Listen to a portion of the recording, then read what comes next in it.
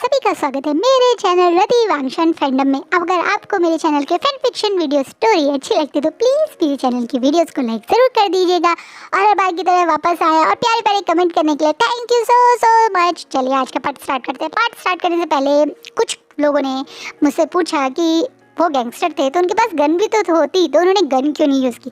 कहीं वो gun use कर लेते तो हमारे वांग जी की डेथ भी हो सकती थी ना और स्टोरी यहीं खत्म हो जाती। इसलिए उन्होंने गन यूज़ नहीं करी क्योंकि मुझे स्टोरी में उन्हें गन यूज़ नहीं करवानी थी। ये मेरा फैन फिक्शन है। और दूसरा ये है गाइस, हर बार कोई किसी को ऐसी गोली मार नहीं सकता है।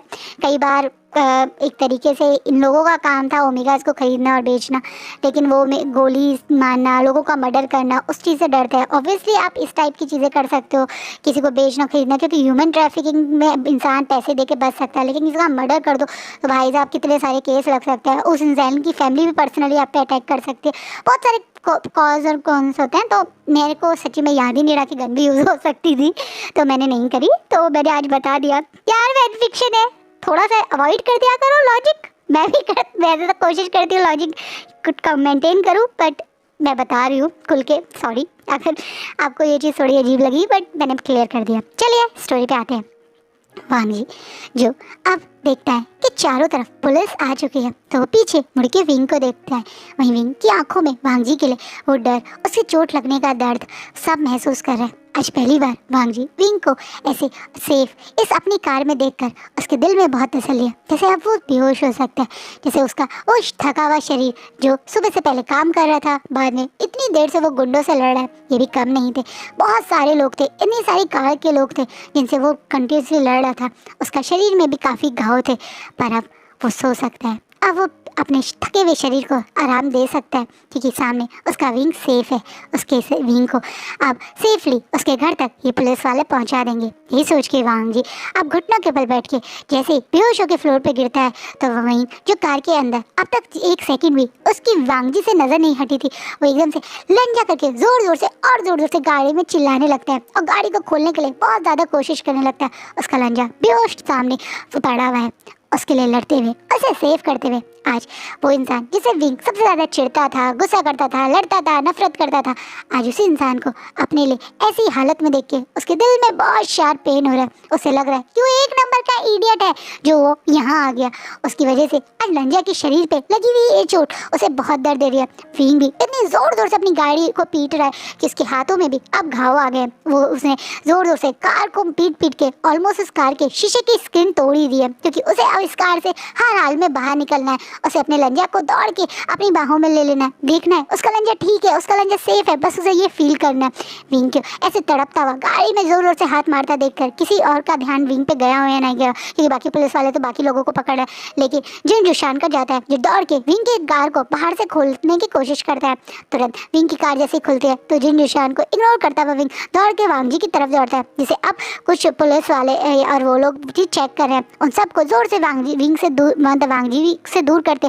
अब वो वांग जी की सर को अपनी गोद में रख के लंजा लंजा लंजा तुम ठीक हो, लंजा आंखें खोलो, लंजा लंजा करके जोर जोर से चीख रहा है। विंग की इस हालत को देखकर उसे इस तरह वांग जी को मतलब एक तरह से होश में लाने के को देखकर जिंदुशान भी बहुत परेशान है। वो विंग के कंधे पे हाथ रखता है, बोलता है विंग विंग एम्बुलेंस आ रही है, तुम शांत हो, एम्बुलेंस 2 मिनट में पहुंचे, तो अब साथ में क्यों नहीं लाए आप? गगा गगा देखो रे क्या हो गया। बेचारा विंग बहुत ज़ोर से रो रो के अब वांग जी को उठाने की कोशिश कर रहा है। वहीं वांग जी की हालत और विंग की हालत को देखे जिंदुशान को भी बुरा लग रहा है। वो जानता था कि ये लोग उन सबके आपस में कनेक्शन है, ये सब लोग समर वेकेशंस में वहीं छुट्टियों में जाते हैं, एक दूसरे के साथ मिलते हैं, बचपन से एक साथ बड़े हुए हैं, एक ही मोहल्ले के, एक ही मतलब एक ही कुटुंबी कह लो, क्योंकि सबकी फैमिलीज एक दूसरे को एज अ फैमिली मेम्बर्स ही मानते हैं।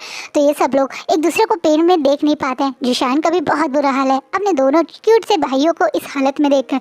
वांग जी भी उससे एज में छोटा है और विंग तो सबसे ही छोटा है, तो उसको इन दोनों को ऐसे देखकर बहुत गुस्सा आ रहा है। वो भी गुस्से में एम्बुलेंस कहाँ रहेगी जोर जोर से चीख चीख के पूछ रहा है। वहीं जिशान बाकी पुलिस ऑफिसर्स के साथ बाकी फॉर्मेलिटीज कर रहा है। वो सारे लोग पकड़े गए हैं। ये बड़ी सी एजेंसी का सच अब सबके सामने आ गया। यहाँ पे न्यूज़ रिपोर्टर्स और बाकी लोग भी जल्दी से पहुँच गए, क्योंकि कहीं ना कहीं वो एजेंसी जिसके बारे में लोग पहले छुप छुप के बातें करते थे अब खुल के सामने आ गया कि इस एजेंसी से कैसे डाटा लीक होता है, जिसे गलत लोगों के हाथों में पहुँच जाता है, कैसे सब कुछ होता है। ये जान के यहाँ न्यूज़ भी काफ़ी घटी है, लेकिन किसी इन सब चीज़ों से किसी को कोई फ़र्क नहीं पड़ता है। तो वो विंग है, क्योंकि उसकी नज़रें तो बस वांग जी को जल्दी जल्दी से जल्दी हॉस्पिटल पहुंचाने पे है। तुरंत हॉस्पिटल की एम्बुलेंस आती है और विंग और वांग जी उस एम्बुलेंस में बैठ जाते हैं। जुशान भी विंग के साथ ही बैठा हुआ है। वहीं विंग एक सेकंड के लिए भी अभी वांग जी का हाथ नहीं छोड़ा। डॉक्टर विंग के सामने ही वांग जी का वहीं पे ट्रीटमेंट कर रहे हैं, जिससे वो विंग को समझा रहे हैं कि वांग जी घायल है लेकिन वो सेफ़ है, वो जल्दी हॉस्पिटल पहुंचेंगे और वो ठीक हो जाएगा। काफ़ी गहरी घाव है इसलिए वो बेहोश हो गया और खून भी काफ़ी बह गया। इसे तुरंत वांग जी के खून के लिए मतलब कॉल भी करा गया। खून की बात सुन के जुशान को भी फैमिलीज की याद आती है और सबको इन्फॉर्म कर दिया जाता है विंग और वांग जी मिल गए हैं और जल्द से जल्द ये सब लोग यहाँ आ जाओ, क्योंकि वांग जी को ब्लड की ज़रूरत है। फैमिली मेम्बर्स के ब्लड का यानी वांग जी से रिलेटेड जितने भी लोग हैं, जैसे कि जे का भी सेम ब्लड ग्रुप है और इस तरीके से जो घर के लोग होते हैं उनको जल्दी से बुलाने की इन्फॉर्मेशन दी जाती है। वहीं ये सब लोग अब बीजिंग के सिटी हॉस्पिटल पहुंच गए हैं। वांग जी अभी अंदर हैं जहाँ पे ट्रीटमेंट हो रही है। वहीं दूसरी तरफ रूम में नी मिंजे है, नी हुसैन है और साथ में लाइन शिचैन है, जो जिन सब का ब्लड लिया जा रहा है। ये सब लोग अब परेशान हैं। वहीं विंग अब एक बेंच पे बैठ के ज़ोर ज़ोर से रो रहा है। वहीं उसे रोते हुए देखकर याली उसे चुप करवाने की कोशिश कर रही है। वहीं दूसरी तरफ विंग चुप हो नहीं रहा है और बाकी सबकी हालत बुरी है। सब लोग वांग जी के ठीक होने की विश कर रहे हैं, पर एक इंसान पूरा गुस्से में लाल है। उसकी आंखों में इस समय नफरत उतर चुकी है। अपने बेटे को इस हालत में देखकर कहीं ना कहीं मैडम लैन की हालत बहुत बुरी है और अब वो गुस्से में विंग के पास आती है और जल्दी से विंग के हाथ को पकड़ के उसे जोर से बेंच से खड़ा करके जोरदार उसके गाल पे एक तमाचा लगाती है। ये स्लैप यहाँ सबके ध्यान मैडम लैन और विंग के ऊपर देते हैं। वहीं चांसा सरन भी जो भी आईसीयू के पास खड़े होकर रो रही थी और जिन्हें चुप कर एक तरीके से वेंचिंग चुप करवा रही थी, उन लोगों का ध्यान भी जब उस तरफ जाता है तो अब मैडम यू विंग के कंधे से पकड़ के उसे जोर जोर से हिलाते हुए दोबारा से एक जोर से थप्पड़ मारते हुए बोलते, ये सब तुम्हारी वजह से हुआ है। तुम मेरी बेटे की लाइफ का एक बहुत बड़ी पनौती हो।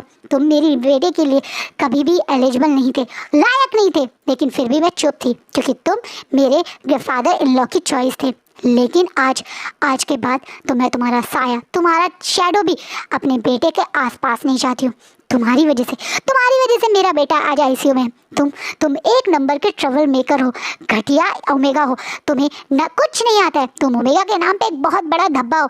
तुम्हें ठीक से अपनी लाइफ तो जीनी आती नहीं और दूसरों की लाइफ में भी हमेशा तुम मुसीबत करते रहते हो। तुम्हारे बारे में जो भी यूँ कहती है वो सच है।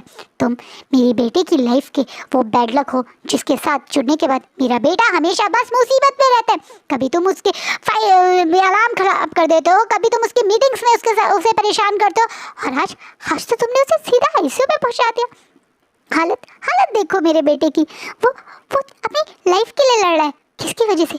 तुम्हारी वजह से, तुम जैसे बेवकूफ़ इंसान की वजह से। बोल के अब मैं एक तरह से मैडम लैन विंग को बहुत ज़ोर ज़ोर से पीटने लगती है। लाइक उसके गालों पे मारना, उसके कंधे पे मारना, उन्हें ऐसे विंग को बुरी तरह से पीटते देखकर अब बाकी लोग भी उस तरफ जाके उन्हें विंग से दूर करते हैं। वहीं विंग ज़ोर ज़ोर से रोते हुए अब फ्लोर पर बैठ जाता है। वहीं चांसा सरन मैडम लैन को रोकते हुए कहते, रुक जाओ रुक। जिस बात पे अब मैडम लैन का गुस्सा जो अभी विंग पे था वो चांसा सरन पे भी आता है और चांसा सरन को ज़ोर से अपने से दूर करके फेंकती है और चीखते हुए उसके पीछे की जिम्मेदार तुम हो। तुम एक नंबर की घटिया माँ हो।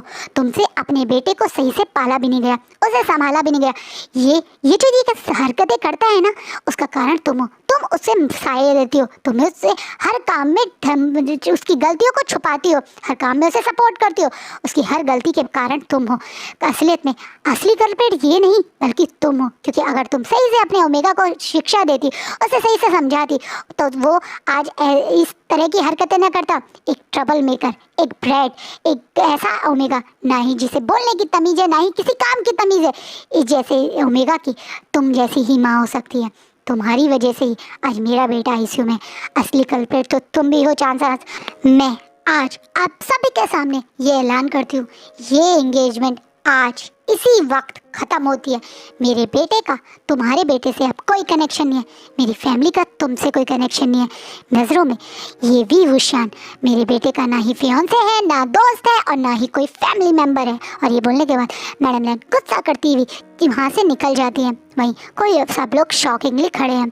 वहीं कहीं ना कहीं चांसा सरेन जो मैडम लैन की तरह ही वांगजी को लेकर अपसेट थी, जो इतना गुस्सा थी विंग से कि विंग के यहाँ आने के बाद भी एक बार भी विंग के पास नहीं गई, उसे पूछा नहीं कि वो कैसा है, वो ठीक है या नहीं है। ऑब्वियसली वो तो उसकी माँ है ना, उनका बेटा इतनी बड़ी मुसीबत में पड़ गया था। एक ओमेगा की मदर होना भी कोई इजी बात नहीं होती, कहीं उनके बच्चे के साथ कुछ गलत ना हो जाता। ये सारे सवाल उनके दिमाग में थे, लेकिन अपने बेटे को प्यार करना या अपने बेटे को के पास भी नहीं गई वो, और उसके बावजूद उन्हें इतना सब कुछ सुनना पड़ा। यहाँ खड़ा हर कोई जानता है कि चांसा सरेन हमेशा विंग को समझाती थी, विंग को डांटती थी, विंग को पीटती थी, विंग की हर गलती पे उसको पनिशमेंट देती थी। उन्होंने आज तक कभी भी विंग के किसी गलत काम में उसको सह नहीं दी, उसको कभी सपोर्ट नहीं किया। लेकिन आज चांसा सरेन की परवरिश पे इतना झूठा इल्जाम लगा के मैडम लैन ये एंगेजमेंट तोड़ के चली गई, जिसे देखकर चांसा सरेन भी शौक है। और अब वो पीछे की तरफ गिरने ही वाली थी, जिन्हें उनके हस्बैंड संभालते हैं। उनके हस्बैंड को भी मैडम लैन का ये सब बोलना अपनी वाइफ के लिए बहुत गुस्सा दिला रहा है। उन्हें भी बहुत बुरा लगा कि वो इतना गलत चांसा सरेन को बोल गई। विंग पे वो भी नाराज़ थे, वो जानते थे कि मतलब विंग ने जो आज किया उसके बाद मैडम लैन उसे मारती पीटती गुस्सा करती, इसलिए शायद उन्हें कोई रोक भी नहीं रहा था। जब शुरू में वो विंग को इतना सब कुछ सुना रही थी, पीट रही थी, लेकिन जब उन्होंने चांसा सरेन को ये बातें बोली तो वी चांसे भी बहुत ज़्यादा अपसेट हो गए। वहीं पीछे कुरैन भी बहुत ज़्यादा अपसेट हो गए, क्योंकि उन्हें भी उम्मीद नहीं थी कि एंगेजमेंट इस तरीके से टूट जाएगी। कोई भी विंग के पास नहीं आ रहा है, कोई विंग को कुछ नहीं कह रहा है, लेकिन कुरैन सबको इग्नोर करते हुए फ्लोर पर बैठते हुए विंग को तुरंत उठा के अपने गले से लगाते हैं और उसके उन हाथों को देखते हैं जिन पे अब घाव है, क्योंकि उसने भी बहुत ज़ोर ज़ोर से मार के एक तरह से शीशा तोड़ने की कोशिश की थी।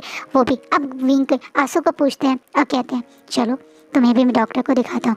वहीं चांसा सरेन और वी चांसे विंग को वहाँ से खड़े हुए देखकर जाते हुए देखकर भी कुछ नहीं बोलते हैं। वहीं मिस्टर चिंगेजुन आगे आते हैं और एकदम से वी चांसे से एकदम स्ट्रिक्ट आवाज़ में, बिल्कुल भी जैसे वो जो अपनी वाइफ के डिसीजन से गुस्सा नहीं है या उनकी वाइफ के डिसीजन को ही सपोर्ट कर रहे हैं, स्ट्रॉन्ग आवाज़ में बोलते हैं विंग और तुम लोग अभी के अभी कल्टीवेशन वर्ल्ड वापस चले जाओ, या ना ही रहो तो ही बेटर है।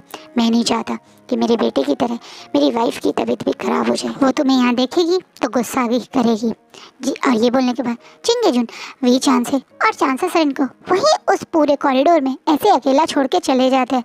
बाकी सब लोग भी धीरे धीरे करके कॉरिडोर को से मतलब एक तरीके से जहाँ होता है ना सिटिंग एरिया वेटिंग एरिया, उस तरफ को ही बढ़ जाते हैं।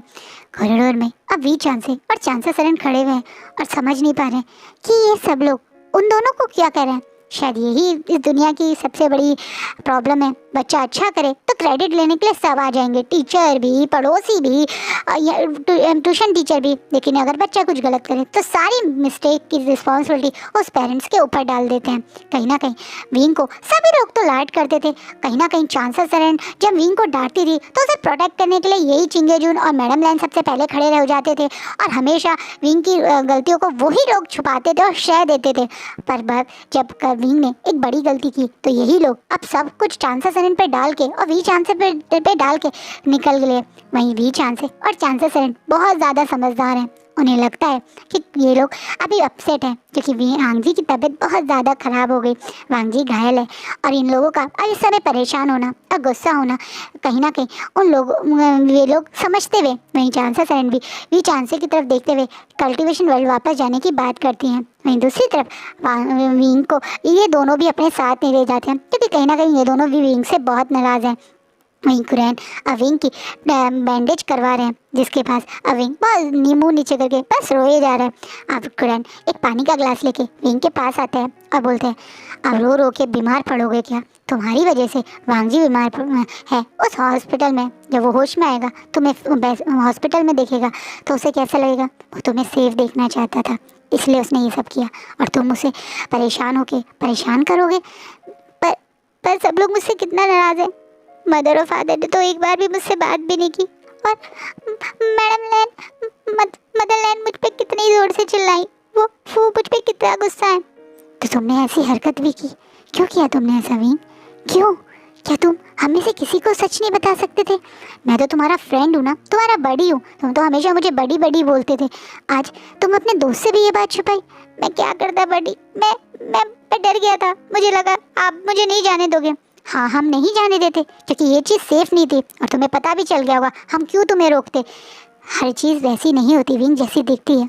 तुम बहुत मासूम हो, तुम्हें दुनिया की कोई खबर नहीं है, इसलिए हम सब तुम्हें ज़्यादा प्रोटेक्ट करते हैं। आज तुमने देखा अपने घर वालों से बात छुपाने का नतीजा, उनके खिलाफ जाने का नतीजा। आज तुम कहाँ थे और आज तुम्हारी वजह से क्या हो गया। सबकी नाराज़गी तुमसे बिल्कुल जायज़ है क्योंकि गलती तुम्हारी है। तुम्हारी एक सॉरी आज तुम्हारी गलती को माफ़ नहीं कर सकती।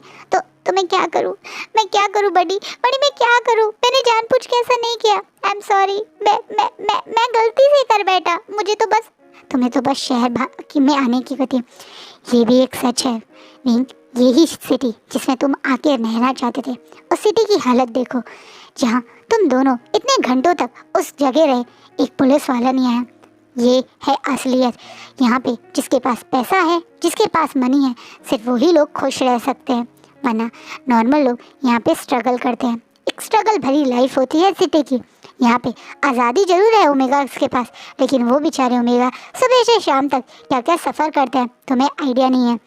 एक बैग लेके घर से निकलने वाला ओमेगा कितने सारे स्ट्रेस के साथ निकलता है। उसे रास्ते में लोगों की हैरेसमेंट झेलनी पड़ती है, ऑफिस पहुंच के बराबरी के लिए मेहनत डबल करनी पड़ती है, उसका हर बार परफॉर्म करने के लिए एक्स्ट्रा एफर्ट डालने होते हैं।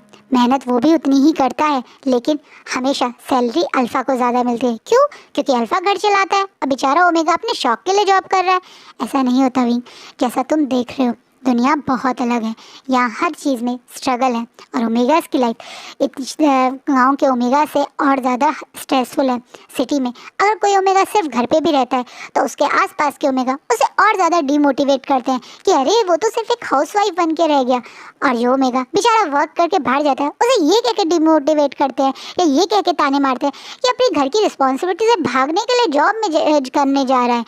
हर तरीके से उस ओमेगा को बार बार सुनना पड़ता है। क्या तुम्हारे टाउन में कभी ऐसा होता है?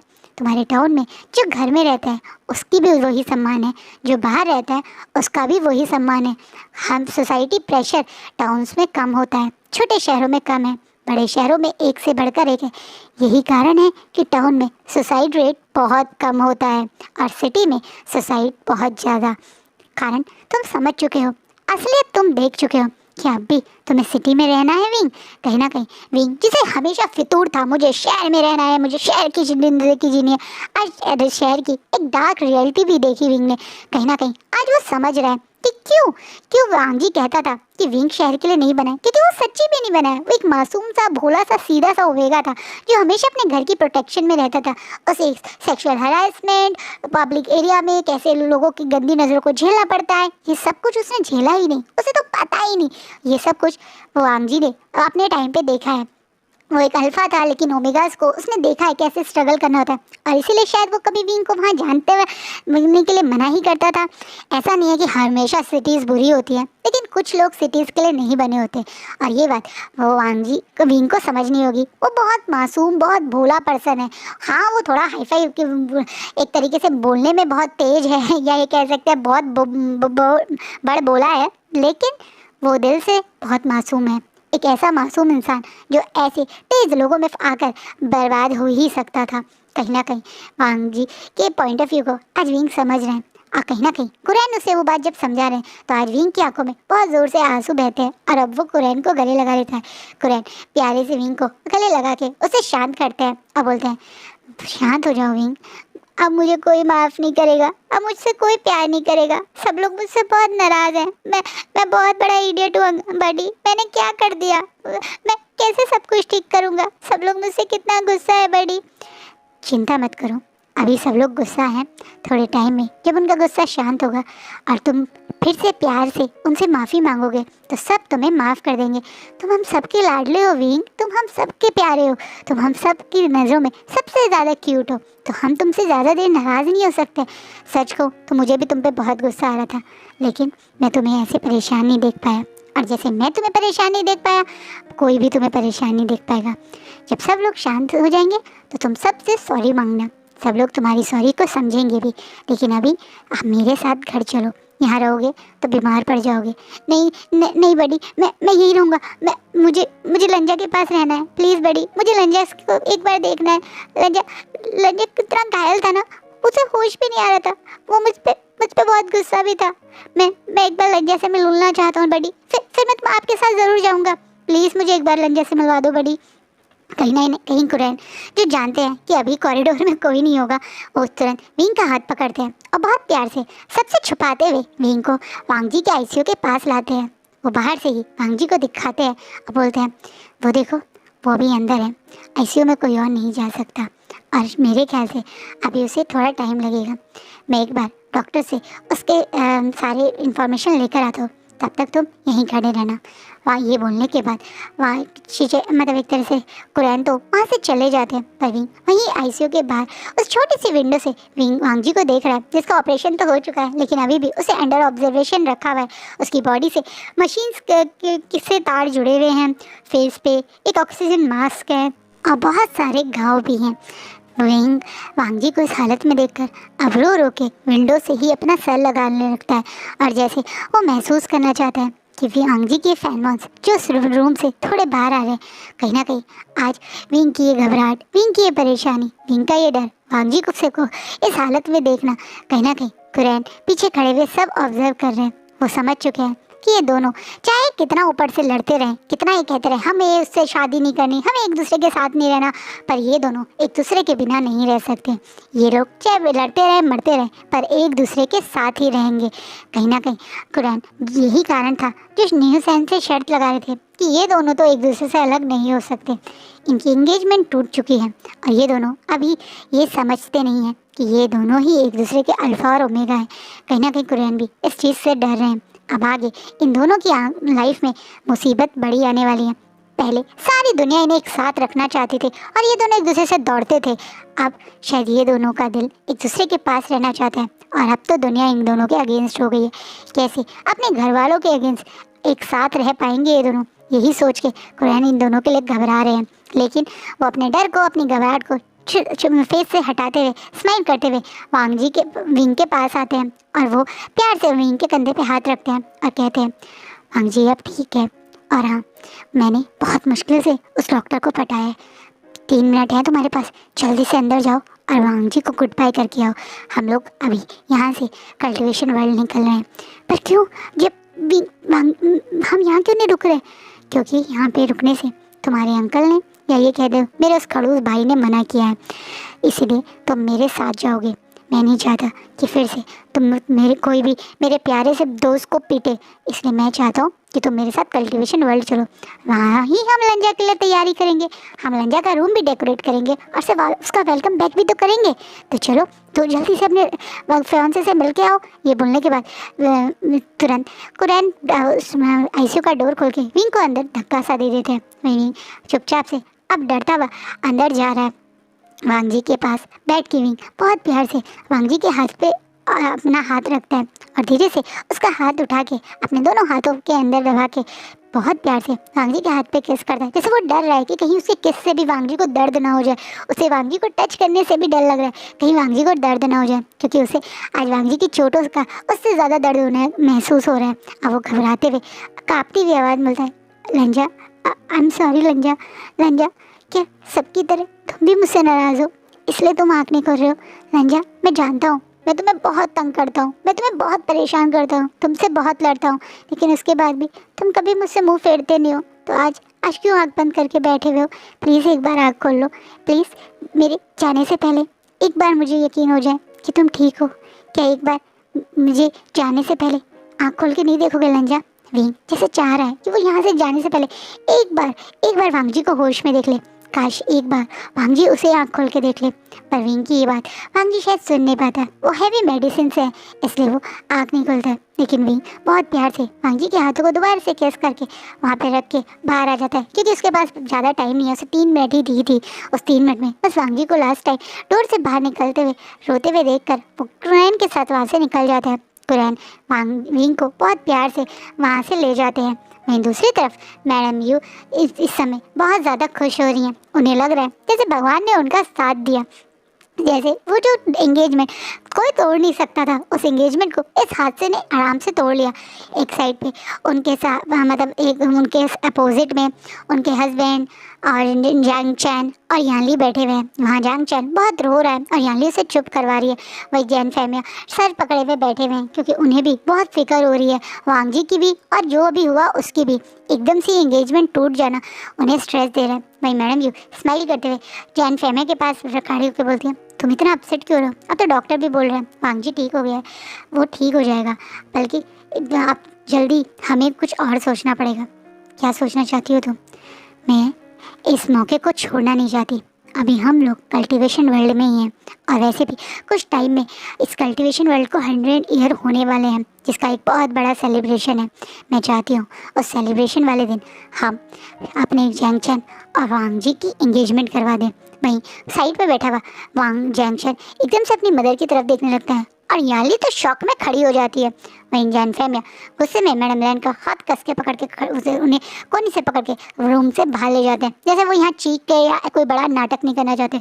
वहीं याली भी जैन चैन को ऐसी शॉकिंगली रोते हुए छोड़कर अपने मदर और फादर के पीछे जाते हैं। अब जैन फैमिया गुस्से में एक जैसे हॉस्पिटल में ऐसा एरिया जहाँ वो अपनी वाइफ पे थोड़ा चीख सकते हो या लड़ से लड़े तो कोई सुन ना ले, ऐसी जगह आके चीखते बोलते हैं, तुम्हारा दिमाग खराब हो गया यू, तुम क्या बकवास कर रही थी बच्चों के आगे?